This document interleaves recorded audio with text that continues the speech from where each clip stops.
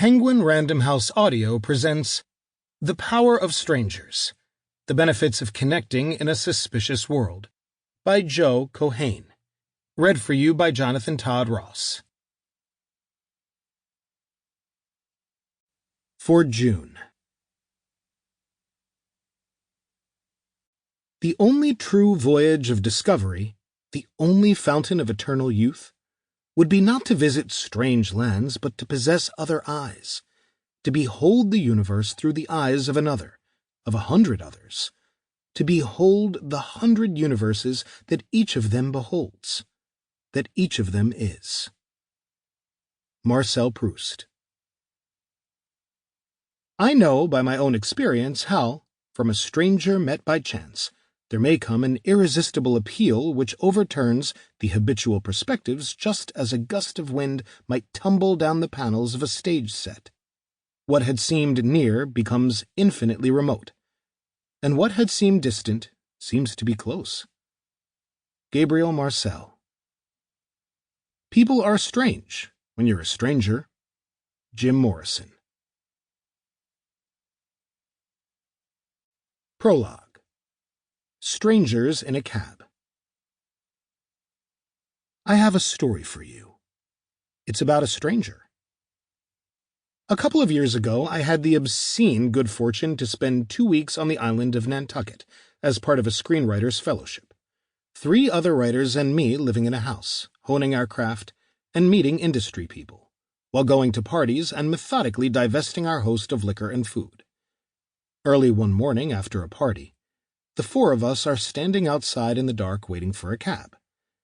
I'm telling them that while my business, print journalism, may indeed be hurtling toward oblivion, taking with it many of my prospects, hopes, dreams, etc., I wouldn't trade the experience for anything, because it gave me a chance to make a living by talking to strangers.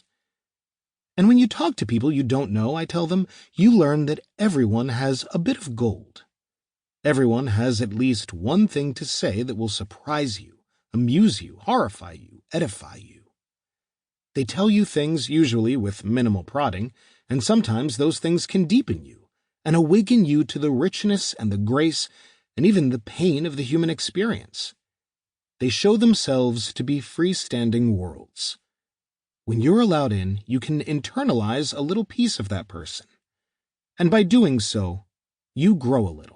You gain a bit of empathy, wisdom, or understanding. The cab finally shows up. It's driven by an older woman. We pile in, and I decide to show my friends what I was talking about. As you'll see, I have a real fondness for cab drivers. I ask her about living on Nantucket. She answers. I ask something else. She answers. She gets comfortable, and over the course of a 20-minute drive, she tells us her life story. She was born into money on the Upper West Side of Manhattan. When she was small, there was some kind of deranged socialite fad her parents went in for that involved binding a child's calves. This, she explains, was meant to spare said socialites the humiliation of being seen with a child with inelegant calves. Her parents crippled her with this treatment. She struggled to walk. What did they do when they realized what had happened? I ask her. Did they consult a surgeon or a physical therapist? Did they try to redress the damage they had done and restore proper mobility to their daughter? Did they even apologize? They did not, the cab driver says. Then what did they do? They made me take dancing lessons. Oh my God, I said. Why did they make you take dancing lessons? Because they wanted to teach me to fall down more gracefully, she says.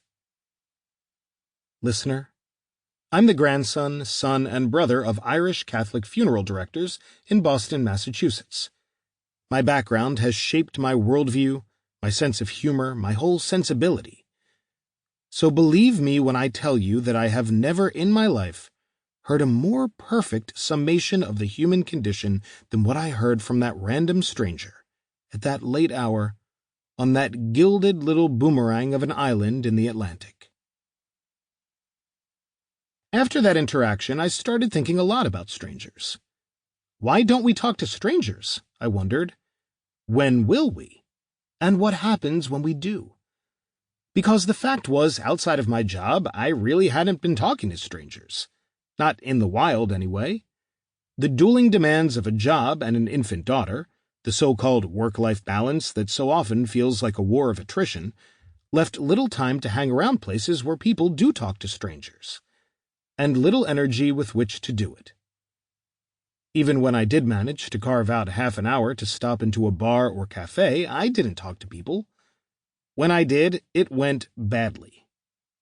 This, I expect, was because, as any parent of a very young child can attest, my brain didn't really work anymore. I found myself withdrawing, either reading or, more shamefully, staring at my phone, numbly consuming content that just minutes later I would have absolutely no recollection of, but that still left me feeling vaguely unwell.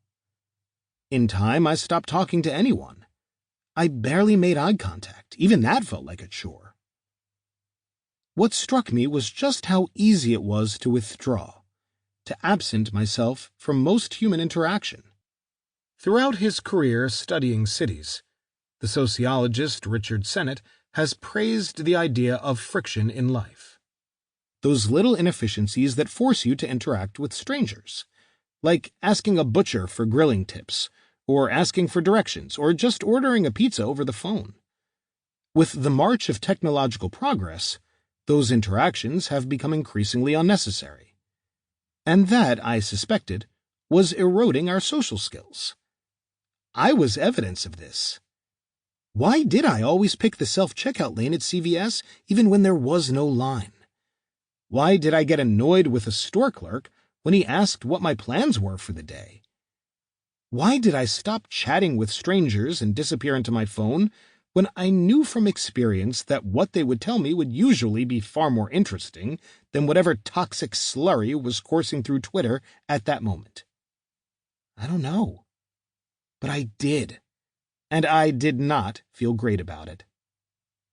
Still, though, there were times, like on Nantucket, when I did wind up talking to a stranger, and it went well, and a little world opened.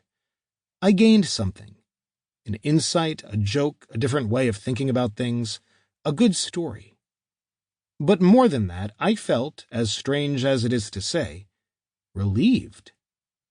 And I wanted to understand why. Those questions crept into my day job. When I was interviewing the actor Alan Alda about his work teaching communication skills to scientists, I mentioned the curious sense of relief I feel after talking to a stranger. He lit up. That sense of relief is such a palpable thing to me, he said, so much so that I wonder why relating to others isn't self-reinforcing, why we don't just tend toward it naturally. Why don't we? Well, for starters, strangers have gotten a pretty bad rap. The great country singer Merle Haggard didn't name his band The Strangers because he wanted us to believe they were good citizens. He did it because he wanted us to believe they were dangerous. The Hitchcock film Strangers on a Train wasn't about meeting a romantic partner or client or new friend on a train, nor was it about having your mind expanded by one of those intense, random conversations people can fall into while traveling. It's about how, if you're not careful, a charming psychopath will trap you into a murder plot concerning your wife and his father. William Golding's Lord of the Flies wasn't originally titled Strangers from Within because the ordeal of being marooned on an island brought out the very best in English schoolboys. And of course, there's the most famous stranger of all. Albert Camus' novel The Stranger wasn't a story about a guy from Algiers making a good life for himself in France and introducing the locals to the rich traditions of Algerian food and culture.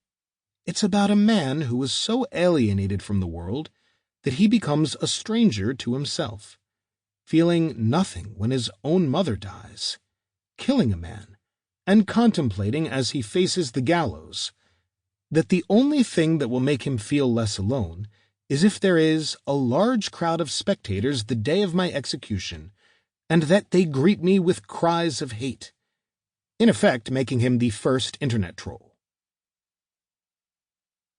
The fear that strangers, even ones that appear friendly, are agents of chaos, treachery, Sample complete. Ready to continue?